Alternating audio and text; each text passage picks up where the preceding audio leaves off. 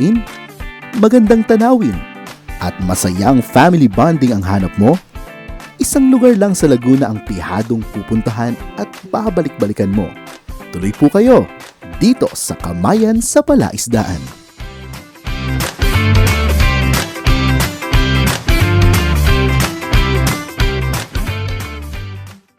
Mula sa isang simpleng pangarap na maitaguyod ang kanyang pamilya, itinayo ni Ricardo de los Santos ang isang floating restaurant na matatagpuan sa Barangay Dila sa bayan ng Bae. Handog ang iba't ibang putahing patok na patok sa panlasa ng mga Pinoy, gayon din ng mga dayuhang turista. Bagamat galing sa pamilya ng mga negosyante, dumaan din sa pagsubok si Ricardo at ang kanyang may bahay na si Guada sa paghanap ng negosyong bubuhay sa kanilang pamilya.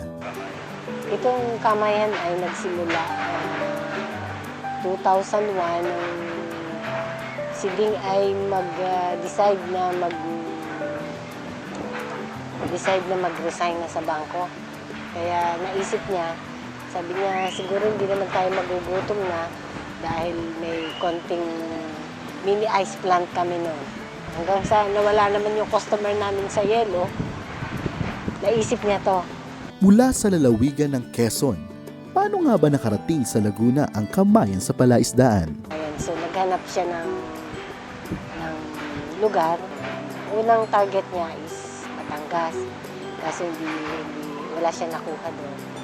Kaya nung napadaan siya dito sa Laguna, may napagod, uminom ng soft drinks, may nakausap na lalaki, napagtanungan, ito ang itinuro niya. Sabi, so doon na nag-umpisa. Ngayon, nag-aaral yung dalawa kong anak, si Rica, sa UP, kumukuha siya ng agribusiness, at si Paulo naman, kumukuha ng culinary. Palagay namin, nagiging interesado sila sa ganitong business. So, salamat naman sa Panginoon uli at pinakinggan niya ang aming dasal. At ito si Paulo at si Rica ay umano sa negosyo namin. So, naano namin na pagdating ng panahon, may magpapahalaga sa negosyo.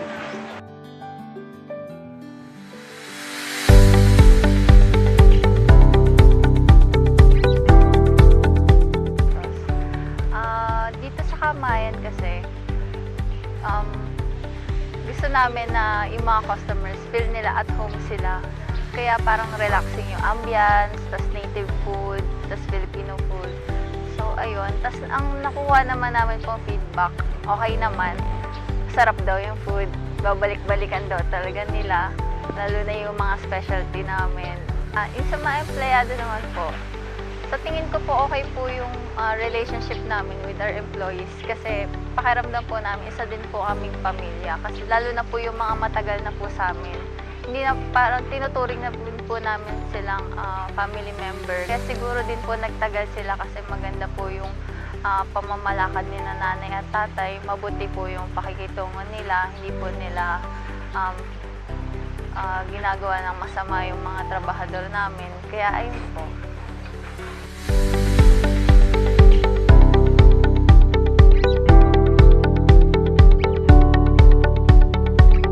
At sa nakalipas na mahigit 1.5 dekada, nananatili pa rin ang magandang samahan ng pamilya de los Santos at ng kanilang mga tauhan. Masasabi ko lang sa trabaho, okay naman kami, masayang relasyon ng mga customer namin, mga waiter.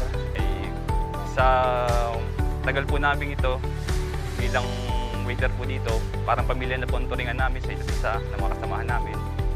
Hindi lang isang waiter, dito ko po napatunayan na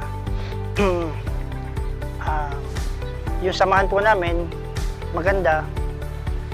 Sa may-ari po naman, ang masasabi ko lang kay Ate Guada, kay Boss Ding, ang turing niya sa amin sa mga tauhan, hindi lang ho, parang iba. Kumbaga, ang turing niya sa amin, kapamilya, kapatid, o kapuso. Bilang isang pioneer po, dati nag-umpisa ako dito, ang buho ko makapal pa, ngayon luminipis na eh. Pero sabi ko nga, hanggat may lakas po ako, dito pa rin po ako magtatrabaho. Ang hiling ko lang po, sana kay Lord, itong negosyo nito lumago pa, nasa gayon marami po silang matulungan at gamitin po sila ng Panginoon.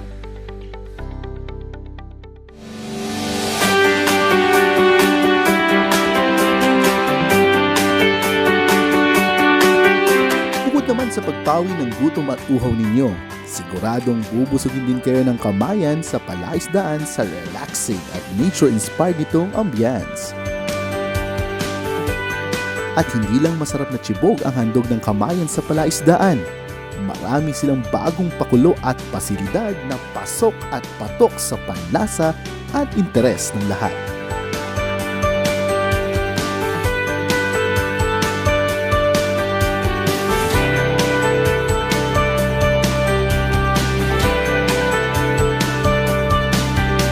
Masarap na pagkain, magandang tanawin, masayang family bonding. Lahat ng yan dito sa Kamayan sa Palaisdaan. Tara, kainan na!